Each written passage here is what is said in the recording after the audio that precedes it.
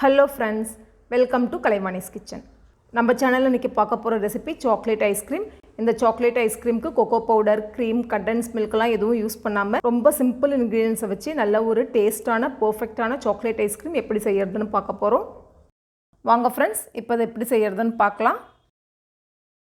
First இந்த chocolate ice cream செய்யறதுக்கு இப்போ இந்த கடாயில 1 லிட்டர் அளவுக்கு full cream milk சேர்த்திருக்கேன். இதில இருந்து ஒரு அரை கப் அளவுக்கு பால் தனியா எடுத்து வச்சுக்கோங்க. நம்ம cream எல்லாம் சேர்க்காம செய்யறதுனால full cream milk சேர்த்து செஞ்சா நம்மளோட ஐஸ்கிரீம் நல்லா creamy-ஆ இருக்கும். இப்போ இந்த பால் நல்லா இந்த மாதிரி பாயில் ஆன உடனே இதில அரை கப் அளவுக்கு sugar சேர்த்துக்கிறேன். சுகரை சேர்த்த உடனே நல்லா கலந்து விட்டுட்டு ஸ்டவ்வை ஸ்லோ ஃப்ளேம்ல வச்சுக்கோங்க. இந்த sugar மெல்ட் ஆகிறதுக்குள்ளார நம்ம இந்த ஐஸ்கிரீமுக்கு தேவையான மற்ற ingredients ரெடி பண்ணி வச்சுக்கலாம். 40 rupees packet 2 packet dairy milk chocolate எடுத்து வச்சிருக்கேன். இப்போ இதை யூஸ் பண்ணி தான் நம்ம இன்னைக்கு ஐஸ்கிரீம் செய்ய போறோம். இப்போ இந்த சாக்லேட் பாத்தீங்கன்னா plain chocolate, எந்த நட்ஸுமே இல்ல வேற எந்த ஃப்ளேவருமே ஆட் பண்ணாத plain dairy milk chocolate வாங்கிக்கோங்க. இப்போ இத ஓபன் பண்ணிட்டு இந்த சாக்லேட்டை இந்த மாதிரி கட் பண்ணி வச்சுக்கோங்க. அதே மாதிரி சாக்லேட் வந்து ரூம் டெம்பரேச்சர்ல இருக்கணும். ஃப்ரிட்ஜ்ல வச்சிருந்தீங்கன்னா டைரக்டா எடுத்து சேக்க வேணாம்.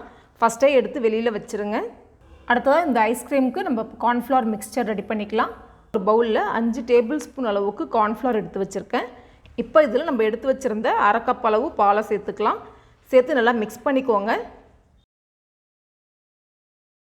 இப்போ இந்த சாக்லேட்டை நம்ம இந்த பால்ல சேர்த்துக்கலாம். இப்போ இந்த சாக்லேட் மெல்ட் ஆகிறதுக்கு ஒரு 2 ல இருந்து 3 நிமிஷம் ஆகும். அடுப்பை ஸ்லோ ஃப்ளேம்லயே வச்சு இந்த மாதிரி கலந்து விட்டுட்டே இருங்க. இல்லனா சாக்லேட் வந்து அடியில போய் தங்கிடும். சரியா mix ஆகாது. அதனால நல்லா இந்த மாதிரி கலந்து விட்டுட்டே இருங்க. இப்போ இந்த சாக்லேட் நல்லா மெல்ட் ஆன உடனே நம்ம ரெடி பண்ணி வச்சிருந்த corn flour mixture சேர்த்துக்கலாம். இதில சேர்க்கிறதுக்கு முன்னாடி மறுபடியும் ஒரு தடவை corn flour mixture நல்லா கலந்து விட்டுக்கோங்க. கலந்து விட்டுட்டு கொஞ்சம் கொஞ்சமா இந்த பால்ல சேர்த்துக்கோங்க. சேக்கும் போதே நீங்க mix பண்ணிட்டே இருக்கணும். இல்லனா corn flour வந்து கட்டி தட்டிடும். ஸ்டவ்வை ஸ்லோ ஃப்ளேம்லயே வச்சுக்கோங்க. இப்போ 2-3 நிமிஷத்துல பாத்தீங்கன்னா இந்த மாதிரி நல்லா திக்காக ஆரம்பிச்சிருச்சு. இந்த ஸ்டேஜ்ல ஸ்டவ் ஆஃப் பண்ணிடுங்க. இப்போ ஸ்டவ் ஆஃப் பண்ணிட்டு இத நல்லா ஆற வச்சிருங்க. இப்போ பாருங்க, இப்போ நல்லா ஆறிடுச்சு. நல்லா இந்த மிக்சர் வந்து இன்னும் நல்லா திக்கா இருக்கு. இப்போ நம்ம இத ஒரு மிக்ஸி ஜாருக்கு ட்ரான்ஸ்ஃபர் பண்ணிக்கலாம். இப்போ பாத்தீங்கன்னா இதுல 1-2 கட்டிகள் இருக்கிற மாதிரி இருக்கும். அது கட்டிகள் கிடையாது. அந்த corn flour வந்து நமக்கு அந்த மாதிரி தெரியுது. நம்ம மிக்ஸில சேர்த்து அரைச்ச உடனே இது சரியாயிடும். பல்ஸ் மோட்ல ஒரு 30 செகண்ட்ஸ் அரைச்சுக்கோங்க. கண்டினியூஸா அரைக்காம விட்டு விட்டு அரைச்சுக்கோங்க. நான் பெரிய மிக்ஸி ஜார்ல அரைக்கிறேன். நீங்க சின்னதுல அரைக்கிற மாதிரி இருந்ததுன்னா 2 தடவையா அரைச்சுக்கோங்க.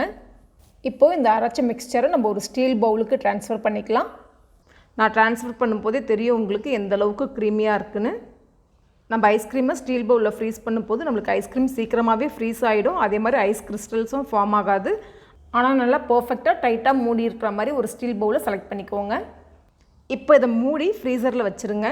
ஃபர்ஸ்ட் டைம் செட் ஆகிறதுக்கு ஒரு 4 ல இருந்து 5 மணி நேரம் ஆகும். இப்போ நான் 5 மணி நேரத்துக்கு அப்புறமா வெளியில எடுத்து வச்சிருக்கேன். இந்த process-ஐ நீங்க ஸ்பீட் அப் பண்ணனும்னு நினைச்சீங்கன்னா 2 பவுல்ல ஊத்தி செட் பண்ணி வச்சுக்கோங்க. அப்போ வந்து சீக்கிரமாவே செட் ஆயிடும். சென்டர்ல கொஞ்சம் லிக்விட் ஃபார்ம்ல தான் இருக்கு. ஆனா சைடு எல்லாம் பாத்தீங்கன்னா நல்லா இந்த மாதிரி செட் ஆக ஆரம்பிச்சிருக்கு. இப்போ இத மிக்ஸி ஜாருக்கு ட்ரான்ஸ்ஃபர் பண்ணி 1 நிமிஷம் அரைச்சு எடுத்துக்கோங்க. கண்டினியூஸா அரைக்காம விட்டு விட்டு அரைச்சு எடுத்துக்கோங்க. இப்போ நம்ம அரைக்கிறது 2வது தடவை. இந்த ஐஸ்கிரீம் மிக்சரை பாத்தீங்கன்னா டோட்டலா நம்ம 3 தடவை மிக்ஸில அரைச்சு எடுக்கணும். இந்த ஐஸ்கிரீம் சேர்த்துக்கு நம்ம ஐஸ்கிரீம் மேக்கர்லாம் எதுவும் யூஸ் பண்ணல. அதனால நம்ம எத்தனை தடவை அடிச்சு வைக்கிறோமோ அந்த அளவுக்கு நம்மளோட ஐஸ்கிரீம் வந்து நல்லா பெர்ஃபெக்ட்டா செட் ஆகும். அதே பவுல நான் ஜஸ்ட் plain வாட்டர்ல வாஷ் பண்ணி வச்சிருக்கேன். இப்போ அதுல இந்த ஐஸ்கிரீம் மிக்சரை ட்ரான்ஸ்ஃபர் பண்ணிடலாம்.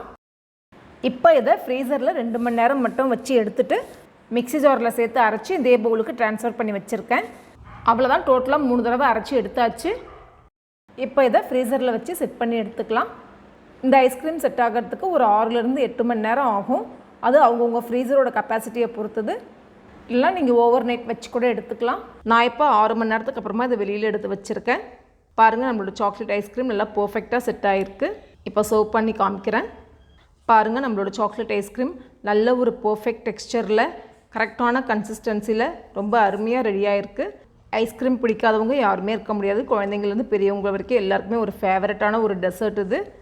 கொஞ்சமா இது மேல சாக்லேட் சிரப் கார்னிஷ் பண்ணிக்கலாம். கடைகளில் வாங்குறதை விட நம்ம வீட்டிலேயே சிம்பிள் இன்க்ரீடியன்ஸை வச்சு எந்த ப்ரிசர்வேட்டிவும் சேர்க்காம செஞ்ச இந்த சாக்லேட் ஐஸ்கிரீம் சாப்பிட்றதுக்கே ரொம்ப டேஸ்ட்டாக இருந்தது. இந்த சம்மர் சீசனுக்கு இந்த சாக்லேட் ஐஸ்கிரீம் ட்ரை பண்ணி என்ஜாய் பண்ணுங்கள். உங்களோட ஃபீட்பேக் என் கூட ஷேர் பண்ணுங்கள். இந்த ரெசிபி உங்களுக்கு பிடிச்சிருந்தா என்னோட வீடியோவை லைக் பண்ணுங்கள், ஷேர் பண்ணுங்கள், சேனலை மறக்காமல் சப்ஸ்கிரைப் பண்ணுங்கள். மீண்டும் இன்னொரு இன்ட்ரெஸ்டிங் ரெசிபியோட உங்களை சந்திக்கிறேன்.